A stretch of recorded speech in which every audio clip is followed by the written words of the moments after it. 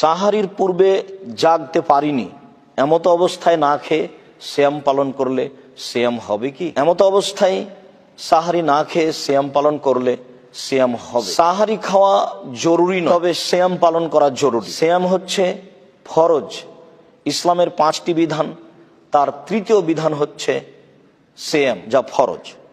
অতএব ফরজ পালন করতেই হবে সাহারি না খেলেও। যদিও রাসূল সাল্লাল্লাহু আলাইহি সাল্লাম বলেছেন তাসাহারু ফাইনা ফিহাল বারাকা, তোমরা সাহারি খাও কেননা সাহারিতে বরকত রয়েছে। হাদিস বুখারী মুসলিম। মানুষের জন্য বরকতের আশায় সাহারি খাওয়ার জন্য প্রাণপণে চেষ্টা করবে, এইটা মানুষের জন্য একটি গুরুত্বপূর্ণ কাজ। তবে সাহারি না খেলে সিয়াম হবে না, এ কথা ঠিক নয়। আয়েশা রাদিয়াল্লাহু তাআলা আনহা বলেন, একদা সকালে সকাল 8টা, 8:30, 9টা এরকম সময় রাসূল সাল্লাল্লাহু আলাইহি সাল্লাম আমাদেরকে বললেন যে তোমাদের কাছে কোনো খাদ্য পানি কিছু আছে? ফাকুলনা লা, আমরা বললাম জি না। তখন তিনি বললেন আচ্ছা ঠিক আছে, তাহলে আমি সিয়াম থেকে গেলাম। হাদিস সহিহ।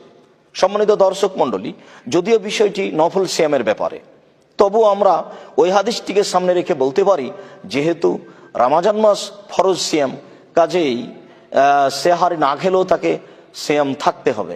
আমরা এই হাদিসটিকে দলিল হিসেবে পেশ করতে পারি যে রাসূল সাল্লাল্লাহু আলাইহি সাল্লাম না খেয়েও সিয়াম থেকেছে।